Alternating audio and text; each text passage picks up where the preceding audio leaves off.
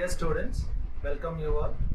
In the last class, we have discussed in detail about what are the different elements in melt spinning line, what are the different elements in the melt spinning line, and how to produce continuous filament of yarns by using this melt spinning line. Okay, and also we have discussed in detail about what are the different variables that affects the quality of filament in melt spinning process. So we have discussed about three important variables, that is primary variables are also called as independent variables, and then secondary variables which are also called as dependent variables. That means these variables are dependent on that is primary variables which decides the spinning conditions, and finally resulting variable which decides like the final take-up velocity of the filament. Okay, so all these kind of things. So this is all about the last class which we have discussed in detail about the melt spinning process. Okay, so today's class we are going to discuss in detail about the very important aspect, very important concept with related to melt spinning process. Which is related to melt spinning process. Understand?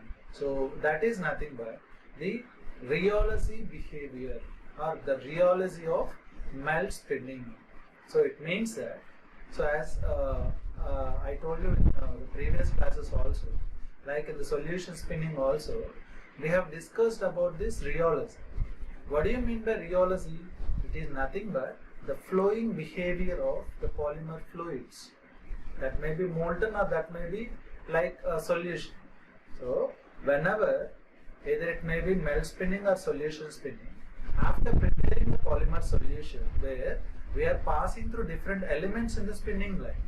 So when the polymer fluid, that may be in molten or that may be a solution, this fluid is passing through different elements in the spinning line where there will be some changes in the viscosity of the fluid.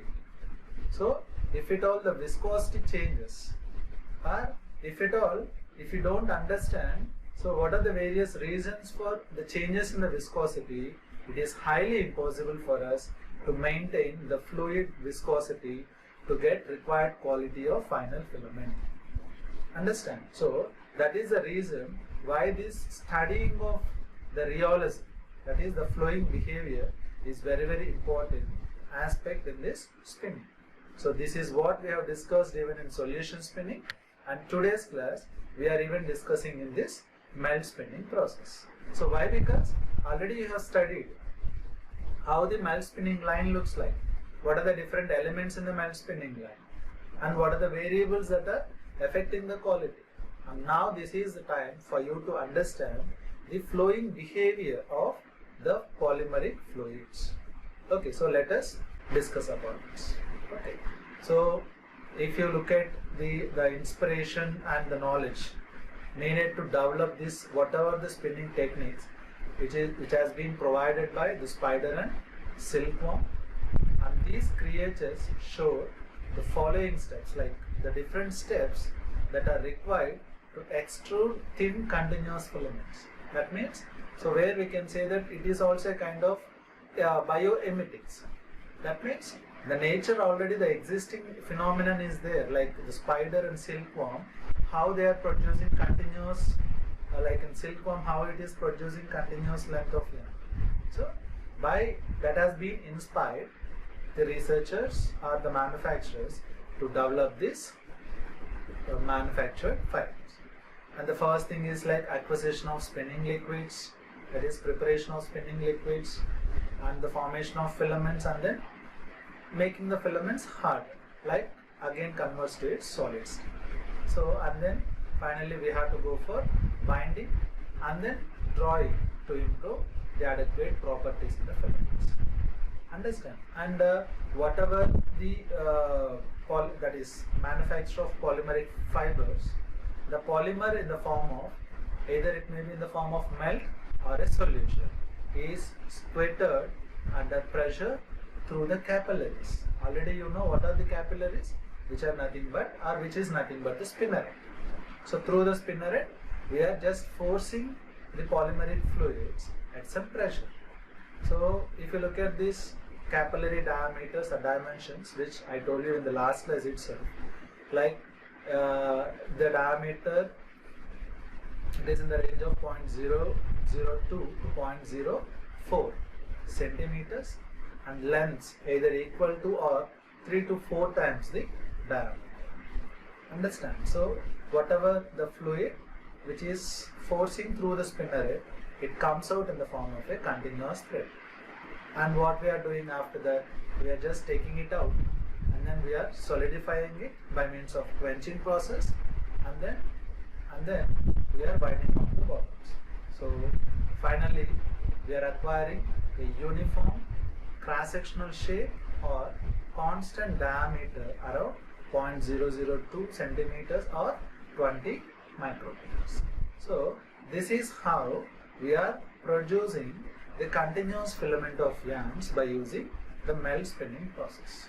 So in this process, the thing which you need to understand is, after preparing the polymeric fluids, that is molten solution, so it has to be passed through different elements. So whenever it is passing through different elements, we are applying some pressure or we are applying some energy to make the polymeric fluids to pass from one element to another element. So where these polymeric fluids, it may hit to the walls of the consignments, like in the elements. So there that we call it as the shear rates, and due to increase of shear rate, there might be some changes in the viscosity of the fluids. So that is what our main concern, and we are going to concentrate mainly on that. Okay. So during melt spinning, the polymer flows through various confined geometries. So whatever the thing which we have discussed, so there are certain confined geometries out there, like extruder. Okay, this is what the shape of the extruder, and then manifold, and then spin pack assembly. Likewise, we have confined geometries of spinning elements out there, where the polymeric fluid will flows through the confined geometries. And this type of flow, we call it as shear flow. This type of flow we call it as shear flow, because the flowing fluid, whatever the fluid that is flowing, it will experience shearing stresses imparted by the stationary walls of the confinements. Whatever the walls of the confinements are there, so that confinements, it will impart some shearing stresses. And because of that shearing stresses, where there might be some changes in the viscosity of the fluids, and that behavior only we are going to study. Okay, so this shear flow plays an important part in spinning, starting from the extruder. So it helps, whatever the extruder is, you know the function of the extruder. So it helps in mixing and homogenization of polymer melt, and to the spinneret pole, where it helps in initiating the process of fiber formation. So whatever the shear flow is there, so where it starts from the extruder part itself. So there only the polymer chips are going to melt, and then it has to be carried forward to the other elements. Understand? So why? Because whatever the confined geometries are there within this extruder, where the fluid, it may contact, or it may touches to the walls of the confinement at some forces. Okay, it will contact or it will hit. So during that time, what will happen? Where the confinement will impart some kind of stresses onto the polymeric fluids. So therefore, it is understanding, or its understanding is very, very important for a fiber manufacturer.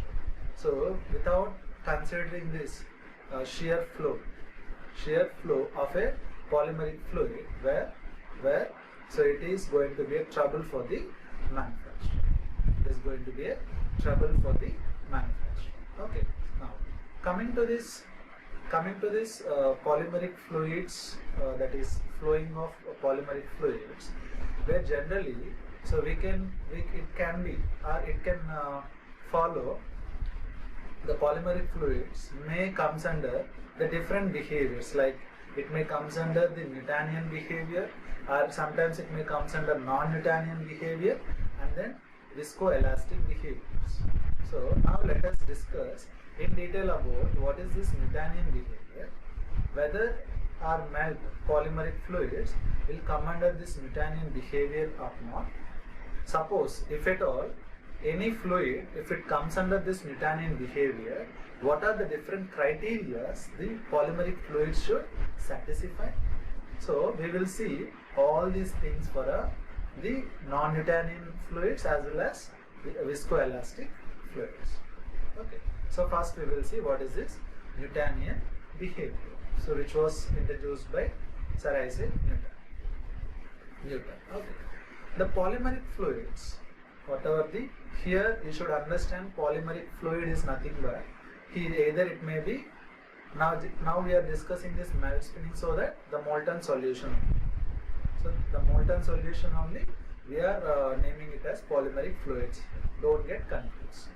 The polymeric fluids may be approximated to Newtonian fluids at very low shear rates. So if the rate of shear is very less, where the polymeric fluids may be approximated to Newtonic fluids. So you have to remember, understand very low shear rates. I'll tell you what is that. Now, it is said that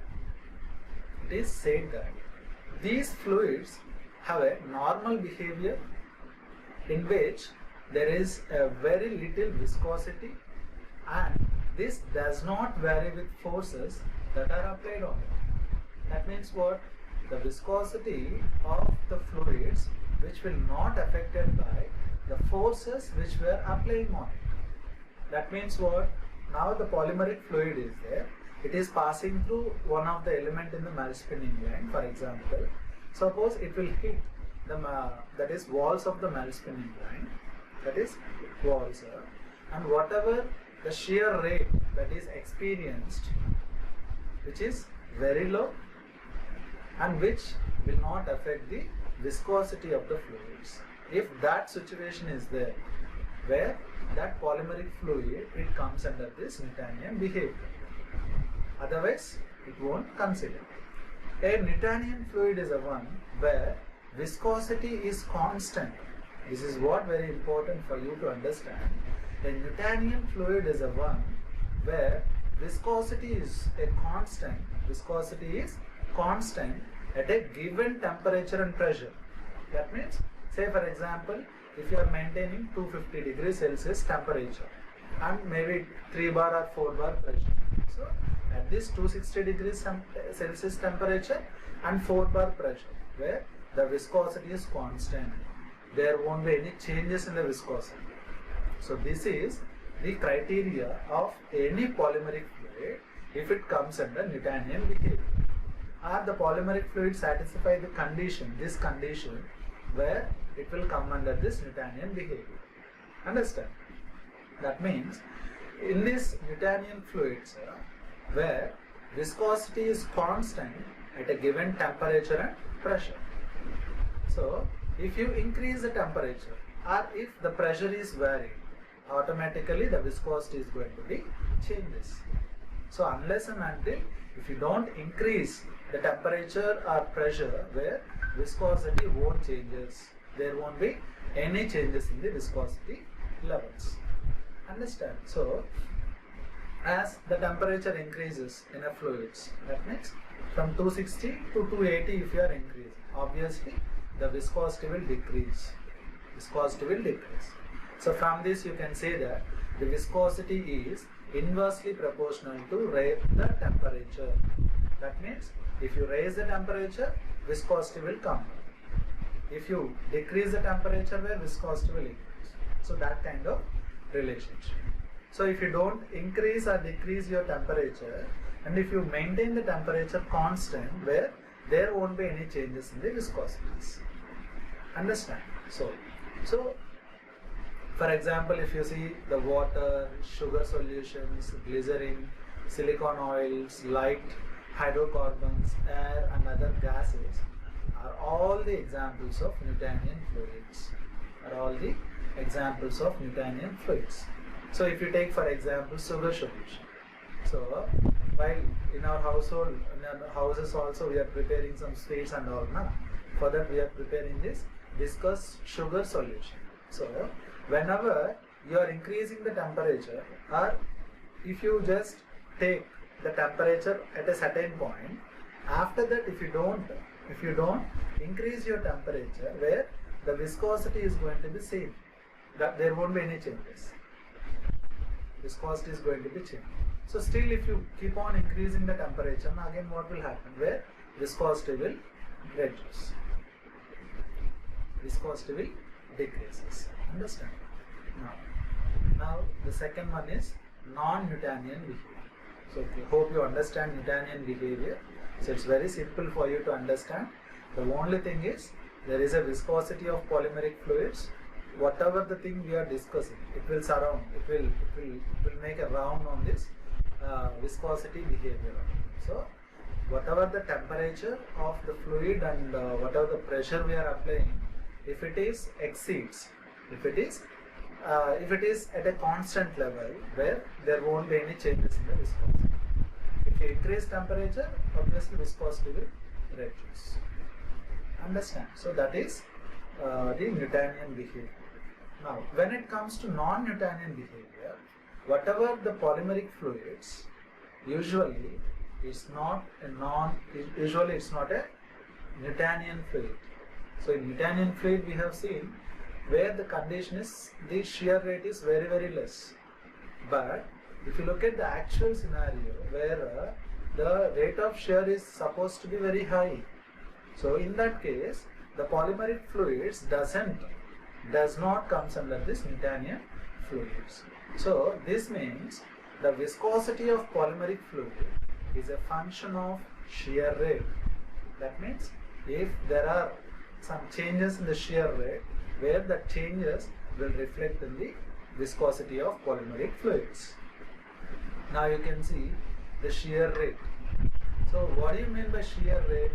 Shear rate for a fluid, flowing in between two parallel plates. Say for example, these are the two parallel plates, and in between the parallel plates the fluid is moving. Obviously what will happen? The top layer is moving faster than the bottom layer at a constant speed. One moving at a constant speed and the other one is stationary. So in that case, the shear rate is defined as, or it is represented with gamma, and that is equal to, it is a ratio of velocity of moving plate measured in meters per second to that of height or the distance between the two parallel plates. So this ratio will give you the shear rate. So if there is a change in the shear rate, that change will reflect in the viscosity of the polymeric fluids. Understand? Though the polymeric fluids maybe it relates to Newtonian fluids at a very small shear rates, which we have discussed in the previous slide, their behavior of polymeric fluids deviates considerably from a Newtonian fluid at higher shear rates. This is what I am talking about. So if the rate of shear is high, obviously the polymeric fluids will not come under this, or it will not approximated to Newtonian behavior. Why? Because in Newtonian there is no influence of shear rate on viscosity. But here if shear rate is increases, so proportionately it changes, it will give some changes in the viscosity of the fluids. Understand? Viscosity of the fluids. So this type of fluids where increase in shear rate or change in the shear rate, where it leads to change in viscosity of the fluids, where this type of fluids we call it as non-Newtonian fluids. So the polymers are not just simply non-Newtonian but shows a complex behavior. So with this we cannot stop. Why? Because whatever this polymeric fluid, you cannot say only like if they increase the shear rate and changes in viscosity. But still the polymeric fluid is a complex, having complex behaviors. That complexity means that the viscosity of the fluid changes, not only with shear rate but also with time. So what is the time? The polymeric fluid that flows from extruder to the spinner. So if the time increases, where it is having some result in the viscosity levels, along with the or apart from the shear rate. So that's why, I just named it as complex behavior. So which means that viscosity of the fluid changes not only with respect to shear rate or rate of shear, but also with time. So this behavior is a result of viscoelastic nature of polymeric fluid. This behavior is a result of viscoelastic nature of the polymeric fluids. So we will see in detail about what is this viscoelastic nature of a polymeric fluid. Okay. If you look at the term viscoelastic, that means what? Where the polymeric fluids will follow viscous, that is viscous behavior, at the same time elastic in nature. So that's where this elastic behavior of polymeric fluids will come into existence. Understand? So the polymeric fluids are not purely viscous because of there are a lot of complexities that are involved. In fact, they are viscoelastic fluids. That means the polymeric fluids are viscous and at the same time it is having some elasticity. And I'll tell you how this elasticity is coming. Okay, so whatever the energy which we are spending due to the residual applied pressure, so we are applying some pressure to make the polymeric fluids flow from one element to another element. So whatever the applied pressure, so which is stored as an elastic energy in the polymeric fluids. So as and when the polymeric fluid come out from the spinnerette, the stored elastic energy is going to release.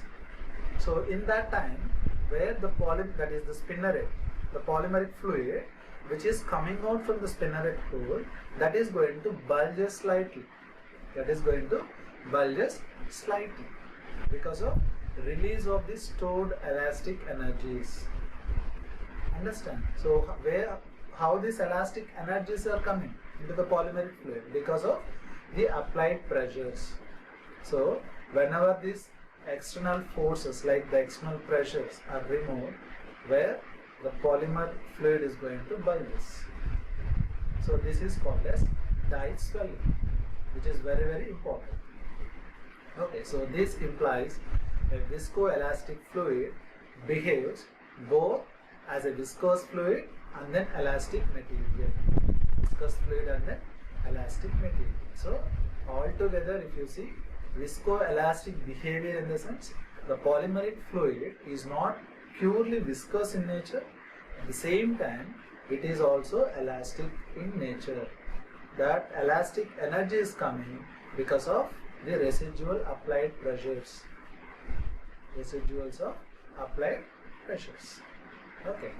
Now, so whatever this elasticity develops due to the polymer chains that are entangled with each other.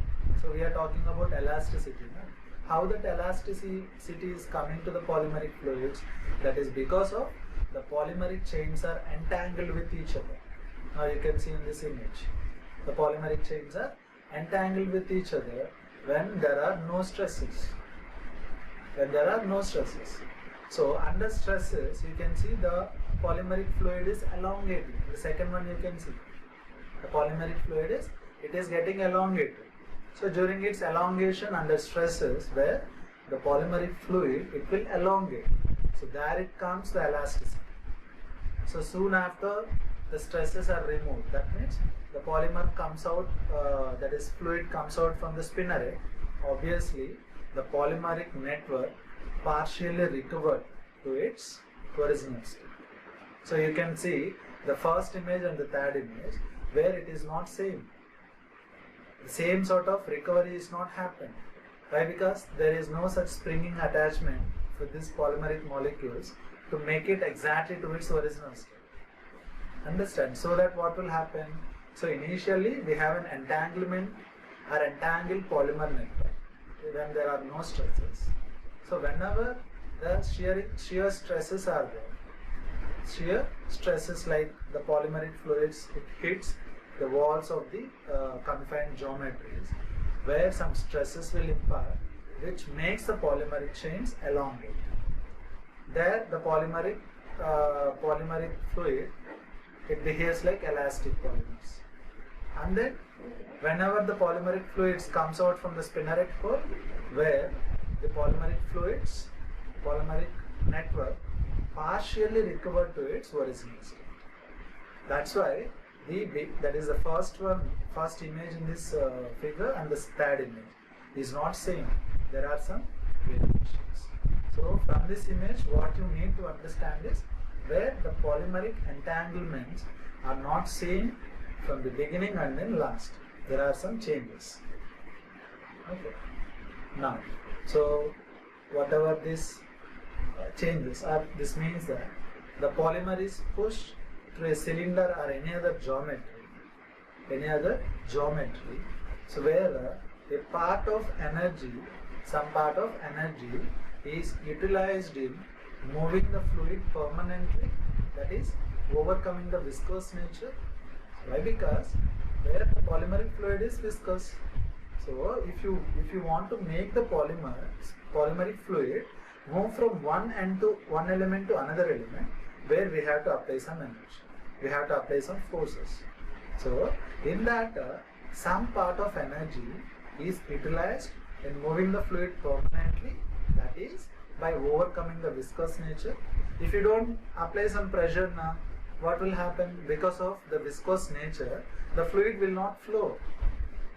So if the fluid is not flowing, what will happen? We cannot produce filaments. Understand? So that is the reason whenever we are applying some pressure, so our energy, so some part of energy is utilized in moving the fluid permanently, that is it will try to overcome the viscous nature, and the second part of energy is spent in compressing the fluid network, that is this energy gets stored as an elastic energy in the polymer chain network. It will compress it. So it will move and compress. So whenever the pressure we are applying, so some part of energy is used to move the polymeric fluid easily towards the different elements, and some part of energy tries to compress the polymeric fluids, where that energy will be stored as an elastic energy. So whenever the polymeric fluid comes out from the spinneret, this part of elastic energy, it is going to be released. Part of elastic energy is going to be released. So that what will happen? Again, the polymeric chain, that entanglements, try to come to its, that is partially come to its original state. Understand? Partially comes to its original state. So this is what I told you. As and when the fluid is free from the applied forces, the compressed elastic network tends to bounce back to its original position. So here there is no kind of spring-like arrangement to make the entanglements to its original state, so that what will happen is where complete, that is initial state, we cannot get. So however, whatever the polymeric fluids are there, which are not very highly elastic and keeps losing its stored elastic energy with time due to relaxation of entanglements. That means the entanglements, if it tries to relax, where the stored elastic energy also it is lost. Okay. So now what are the thing I told you now? That is the same thing. and then here also you can see this. And so the elasticity of polymer network is a function of relaxation behavior of polymer. Relaxation behavior. That means, so the polymer has to relax where the applied stresses have to be released.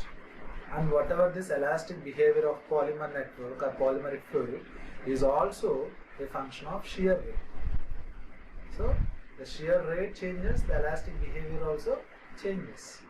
Okay, therefore in viscoelastic fluid, at higher shear rates, that is the rate of shear is more. That means, so I told you already what is rate of shear. We have two parallel plates, this is one and second, this is second one, and now the polymeric fluid is passing in between the two parallel plates. Obviously what will happen here, the top layer is moving at some constant velocity and the bottom layer is it is not moving. So how we can get the shear rate? So it is a ratio of the velocity at which the top layer is moving towards the distance between the two parallel plates. So if that rate of shear is more or higher, where the following effects will be the competing effects. The one is, it lowers the resistance to flow. It lowers the resistance to flow. That means what? If shear rate is more, where viscosity is going to be reduces. Rate of shear is high, where it lowers the resistance to flow. That means it will reduce the viscosity. Due to this we call it as shear thinning effect. If rate of shear increases, viscosity reduces. This effect is called as shear thinning effect. And the second one is, it tends to increase the resistance to flow. Resistance to flow, that means, so resistance to flow is nothing but what? Where the viscosity. It will increase the viscosity due to increased rate of elastic stored energy. Increased rate of elastically stored energy. Okay, so that is, so if the shear rates are increasing, where the elastic energy stored in the polymeric chain also it is high, so that also increases the resistance to flow. Understand? So various parameters may be used to control or modify this viscoelastic behavior of polymeric system in melt or solution spinning. And this relative degree of viscous and elastic nature of polymeric fluids plays a critical role in fiber formation during spinning. And the manufacturer should know about this viscous, that is the degree of viscous and elastic nature of the polymeric fluids. So if without considering these two aspects, where the formation of filaments are not going to be as per our required quantity. So hope you understand this class. So in this class we have discussed in detail about the flowing behavior of polymeric fluids in melt spinning, where the polymeric fluids, the flowing behavior we have seen in terms of three aspects. One is Newtonian behavior, second one is non-Newtonian, and third one is viscoelastic behavior. So most of the polymeric fluids will fall under this viscoelastic behavior. So there is some viscosity at the same time due to this entangled nature of polymeric chains, where the polymeric fluids also have this elastic behavior. So the manufacturer should know about the relative degree of viscosity and then elastic behavior of the polymeric fluids, so that he can produce good quality of fluids. So this is all for today. We will meet in the next class and we will discuss about high speed spinning concepts in melt spinning. So thank you.